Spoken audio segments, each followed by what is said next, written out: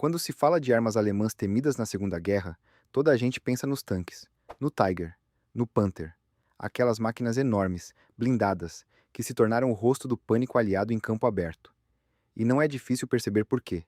Quando um Tiger aparecia numa crista de colina, os relatórios americanos e britânicos repetiam sempre a mesma palavra: medo. Mas a arma que realmente aterrorizava os aliados não era um tanque, era um canhão. Um canhão feito para derrubar aviões, que, por engano, se tornou a melhor arma antitanque do mundo. Os britânicos, quando o encontraram no deserto, deram-lhe um nome. Chamaram-lhe Hellfire, fogo infernal. Não sou eu que estou a dizer que esta arma era a mais temida da guerra. Quem o diz é Paul Fussell, historiador americano, veterano, que em 1989 escreveu: a maior arma individual da guerra, à exceção da bomba atômica, foi o canhão alemão de 88 mm de trajetória rasa, que derrubou milhares de bombardeiros e dezenas de milhares de soldados. Os aliados não tinham nada tão bom. Isto não é um canhão exótico que apareceu numa batalha isolada. Entre 1933 e 1945, a Alemanha construiu mais de 21 mil unidades. Em agosto de 1944, com a guerra já a perder-se em dois frontes, havia ainda 10.704 canhões destes em serviço ativo. O 88 estava em toda a parte, no norte de África, na Rússia, na Normandia, sobre os telhados das cidades alemãs. E o que ele fazia aos tanques que tentavam enfrentá-lo, um tanquista americano resumiu numa carta que escreveu a Chrysler depois do dia Vimy. Tinha perdido 3 tanques ao longo da guerra, 3 blindagens perfuradas, 3 vezes a mesma experiência. As palavras dele são diretas. Um 88 acaba com eles num instante. Atravessa-os como se fossem um pedaço de papel. A Alemanha que construiu esta arma não devia, em teoria, estar a construir arma nenhuma. Em 1919, o Tratado de Versalhes proibiu o desenvolvimento de novas armas. O exército foi amputado. A indústria militar, desmantelada. Mas a indústria alemã nunca parou. Trabalhou às escondidas, em parcerias secretas, em países onde os inspetores de Versalhes não chegavam. Desse submundo, nasceu um canhão antiaéreo de alto desempenho. Um canhão que a Alemanha desenhava para defender os seus céus, sem saber que tinha acabado de criar a melhor arma antitanque que o mundo alguma vez vira. A história desse canhão começa em 1928, numa empresa sueca, numa fraude que enganou o mundo durante anos. A empresa chamava-se Bofors. Ficava na Suécia, um país neutro, longe dos inspetores de Versailles. Desde 1921, a gigante alemã Krupp controlava silenciosamente a maioria das suas ações. Foi essa conexão secreta que permitiu à Alemanha continuar a desenhar armas quando, oficialmente, não devia estar a desenhar nada. O projeto começou como um canhão antiaéreo de 75 milímetros. O exército alemão olhou para os protótipos e disse: não chega. Os aviões estavam a ficar mais rápidos, a voar mais alto, e um projétil de 75 milímetros não garantia a destruição de um bombardeiro pesado. Os engenheiros recomeçaram e escolheram um calibre maior, 88 milímetros, herdado da Marinha Imperial Alemã, em uso desde 1917. O novo canhão disparava um projétil pesado a 820 metros por segundo. Estas duas qualidades, velocidade alta, projétil pesado, foram escolhidas por uma razão muito específica. Era a única forma de um projétil chegar a um avião que voava a milhares de metros de altitude e, ao chegar lá, ainda ter energia suficiente para o destruir. O problema, ou dependendo do ponto de vista o acidente, é que essa mesma física é exatamente o que perfura a blindagem. O canhão recebeu a designação Flak 18. O 18 era uma mentira. A arma foi desenhada em 1928, mas foi datada como 1918, para fazer crer que era anterior ao Tratado de Versailles. Ninguém acreditou, mas ninguém fez nada.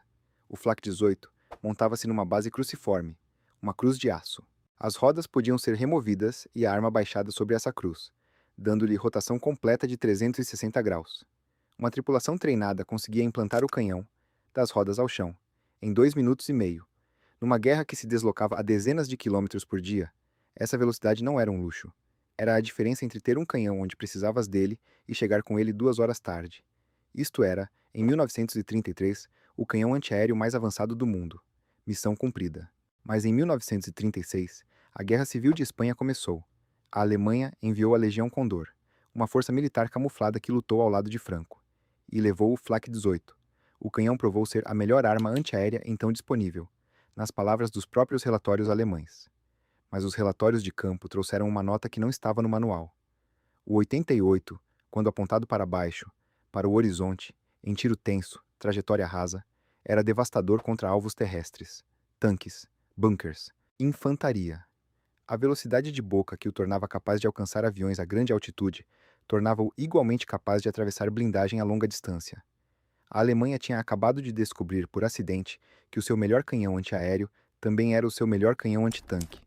As versões seguintes refinaram a arma: carruagem melhorada, cano em 2 peças, escudo blindado. Mas nenhuma perdeu a capacidade antitanque. Disse que o Flak 37 deixou de fazer tiro tenso. É falso.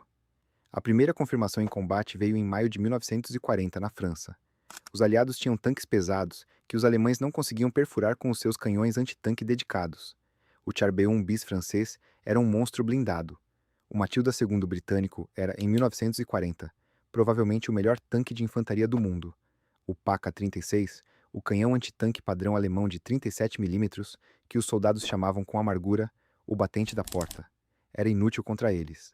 Os projéteis saltavam da blindagem como se fossem pedras. Foi em Arras, a 21 de maio de 1940, que o 88 mostrou o que conseguia fazer. O contra-ataque britânico com Matildas colapsou. O 88 era a única arma alemã no campo que perfurava a blindagem frontal do Char-B-1 bis e do Matilda II à distância de combate. Na Batalha de França inteira, destruiu 152 tanques e 151 bunkers. Mas Arras foi um primeiro sintoma. O teatro onde o 88 se tornou realmente letal estava ainda por vir. O norte de África era o cenário perfeito. Quilômetros de terreno plano, aberto, sem árvores, sem colinas, sem cobertura. Um campo de tiro que se estendia até onde o olho alcançava. Era exatamente o tipo de terreno onde o 88 podia operar no máximo da sua capacidade. E foi lá que Erwin Rommel, comandante do Afrika Korps, transformou o 88 numa armadilha. A ideia era brutalmente simples: camuflar os 88 em posições cavadas no deserto, fazer recuar tanques alemães aparentemente em fuga. Os britânicos, vendo tanques alemães a recuar, avançavam, convictos, em perseguição. E quando estavam dentro do alcance letal do 88, os canhões camuflados abriam fogo, a longa distância, cruzado, sem que os britânicos pudessem responder. Por 2 razões. A primeira é alcance. O 88 alcançava o dobro, às vezes o triplo, da distância de qualquer canhão britânico. Os tanques Cruiser e Crusader estavam armados com o QF-2 Pounder, um canhão de 40 milímetros que simplesmente não chegava onde o 88 já estava a matar. A segunda é mais devastadora. O QF-2 Pounder britânico não tinha munição de alto explosivo. Disparava um projétil perfurante, e nada mais. As posições de 88 não eram tanques, eram artilharia, camuflada, protegida por infantaria. Para destruir uma posição de artilharia, precisas de um projétil de alto explosivo que exploda no impacto. O 2 Pounder não o tinha. Os britânicos podiam ver de onde vinha o fogo. Não podiam fazer nada sobre isso.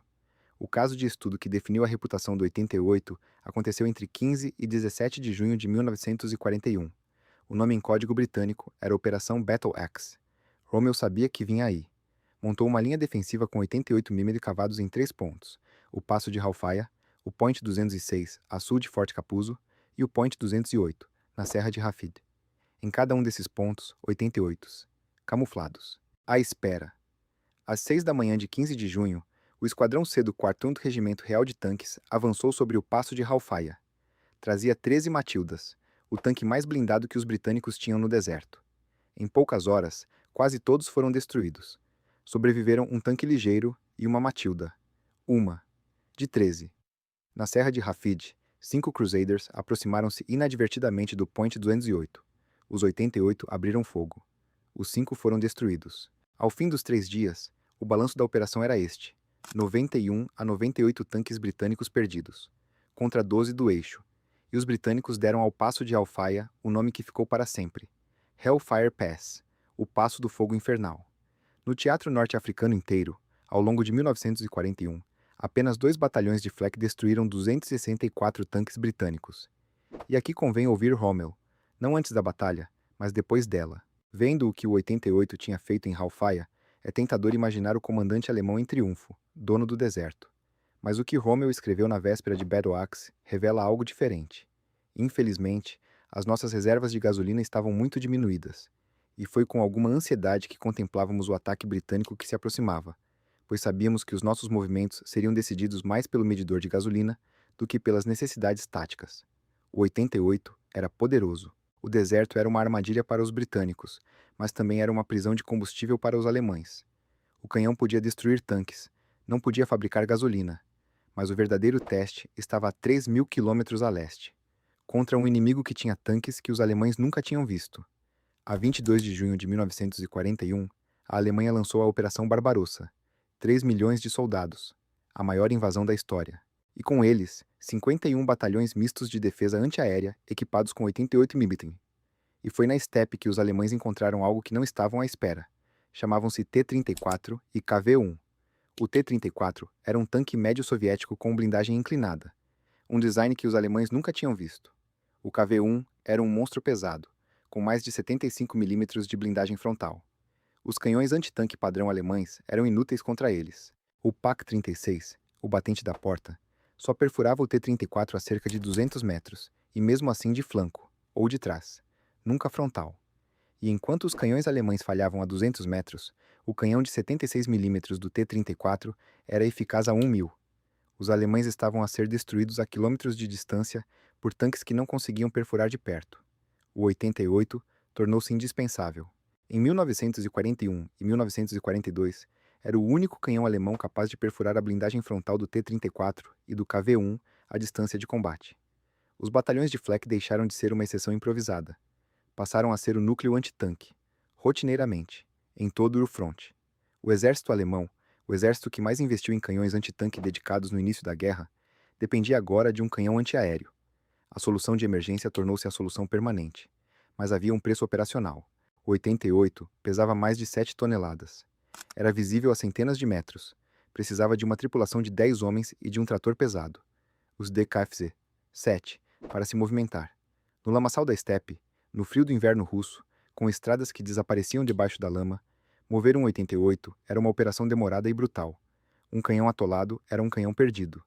Os alemães teimaram, porque não havia alternativa. E quando o PaK-40, de 75 mm, entrou em serviço a partir de meados de 1942, nunca chegou em quantidade suficiente para substituir o 88.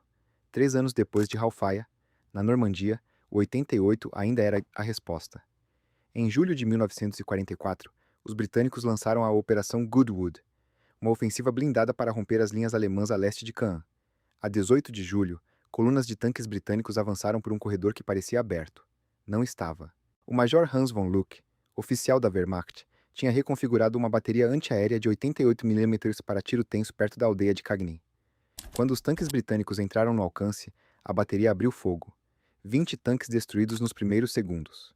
Durante o combate, pelo menos 40 tanques britânicos foram abatidos pelos 88. A mesma arma, a mesma tática improvisada. 3 anos depois de Halfaya, num continente diferente. Por fevereiro de 1945, com o Exército Vermelho já dentro das fronteiras da Alemanha, 327 baterias pesadas antiaéreas, maioritariamente 88 mm, foram viradas contra os soviéticos. Representavam 21% de toda a defesa antiaérea alemã. O canhão desenhado para defender o espaço aéreo do Reich estava a ser usado, numa quinta parte, para parar tanques que já atravessavam a da Alemanha. O 88 salvou a da Alemanha em batalha após batalha, no deserto, na estepe, na Normandia. Mas tinha um preço.